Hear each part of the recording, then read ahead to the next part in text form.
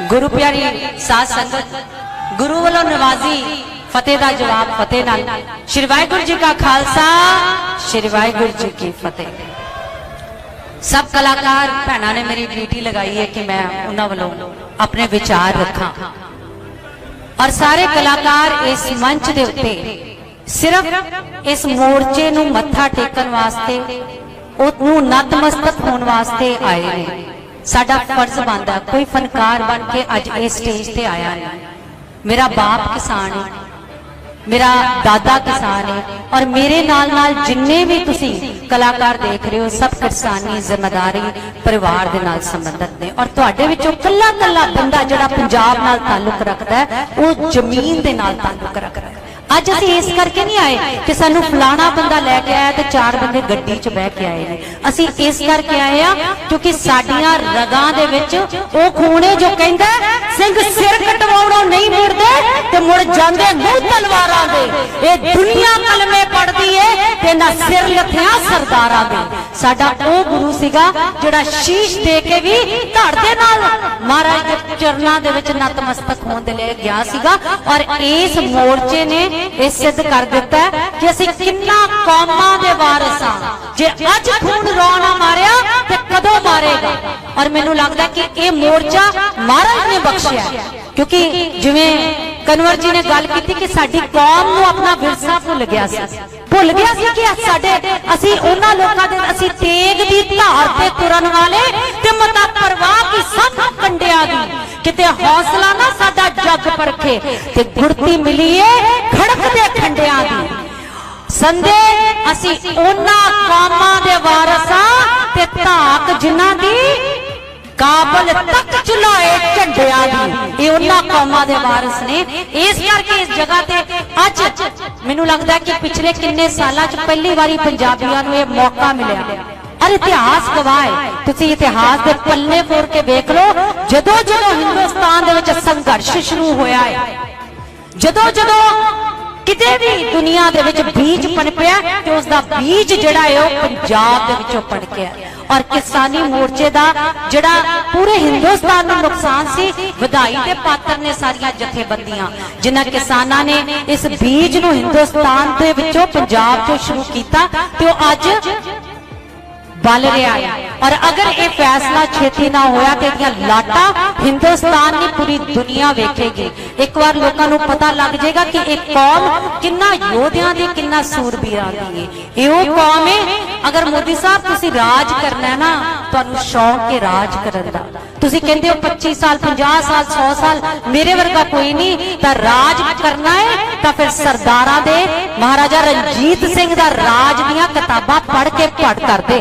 तुहानूं पता लगदा कि 19 साल की उम्र दे विच उसने अब्दाली दे पोतरे नूं वंगारिया सी कि ओए अब्दाली दे पोतरिया तैनूं चड़क सिंह दा पोतरा जो वंगारदा और 1799 दे विच लाहौर फतेह कीता सी, 1800 च जम्मू, 1802 दे विच अमृतसर और उस तो बाद करदा करदा 1823 दे विच एडा वड्डा राज सिख राज उहने कर दिता सी जिहड़ा बंदे दी सोच तो उपर ये राज सीगा। और उसका दूसरा पक्ष दसदी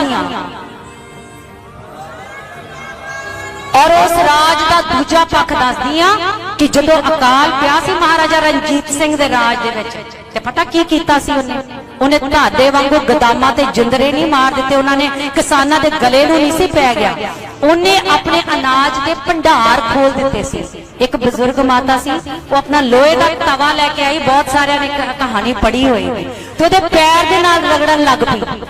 वो कहंदे भी ये की कर रहे हो? उहदे जिहड़े बॉडीगार्ड सी उन्होंने परे कीते। कहंदी मैं सुनिया कि साडा राजा पारस है, इस दे नाल घिस के हर चीज सोना हो जाती है। और महाराजा साहब ने कहा सीगा कि इस बीबी दा तवा जिहड़ा है वो लोहे तो सोना कर दो। ये सीगा सिखां दा राज, ये सी खालसा राज। तुसी राज दियां गल्लां सानू सिखाओगे? तुसी कहंदे हो कि साडा किसान सिर्फ जमीन दे नाल मिट्टी होना जानदा है ते अज गोल मेज कॉन्फ्रेंसा करके विखाइयां ना किसानां ने तुहानूं दस्सिया ना कि कानून सिर्फ पढ़न नाल नहीं हुंदा, अकलां किते बादाम खाण नाल आ जांदियां ने।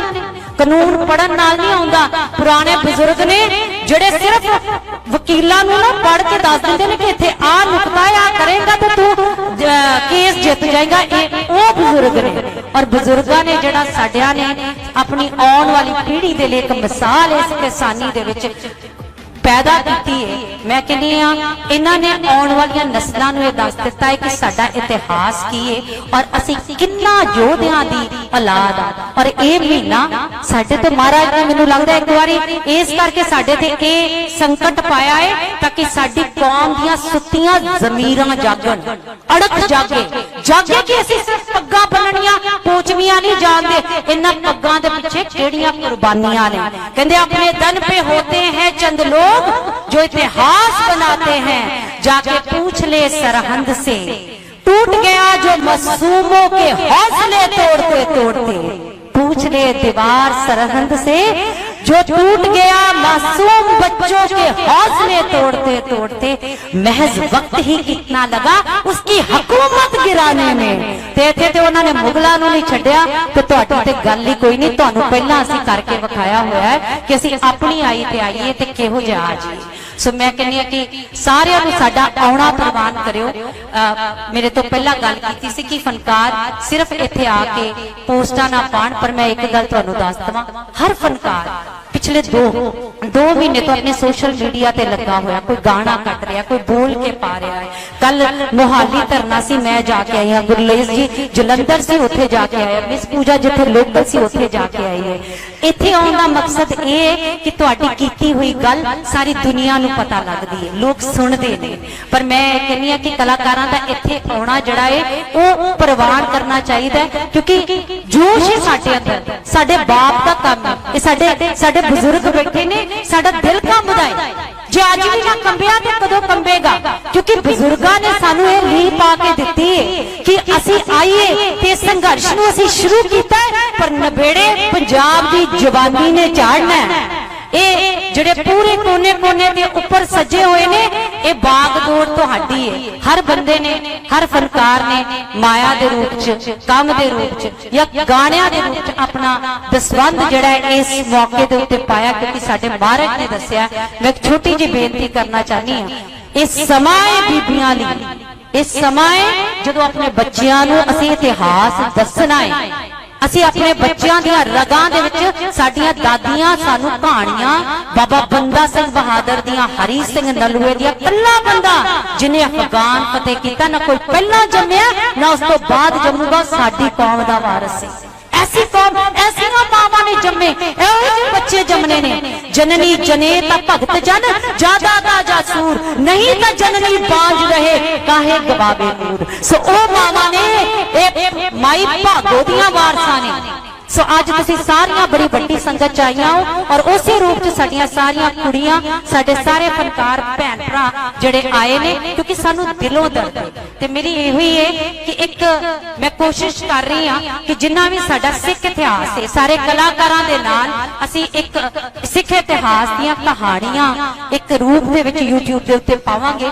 सो मैं चाहांगी कि तुसीं भी जिथे जिथे बैठे हो इस संघर्ष चों पंजाब दा इतिहास, सिख इतिहास निकल के आवे, ताकि जो तुहानू तुहाडे बुजुर्ग दे के चले ने, आउण वालियां पीढ़ियां नूं, आउण वालियां नस्लां नूं दस के जायो कि असीं किन्ना दे वारिस हां। सभा बुला के कलगीधर ने ये गल आखी, लोहे दा दिल कर लो सिंघो, तेग मेरी है लोही लाखी। अज जंजुआं दी इज्जत बचाउणी, अज तिलकां दी करनी राखी। अज मैं अमृत दे जाम पियाऊं, अज गिदड़ा तो शेर बनाऊं, 1.25 लाख से एक लड़ाऊं, तबे गोबिंद सिंह नाम कहाऊं। वाहिगुरू जी का खालसा, श्री वाहिगुरू जी की फतेह।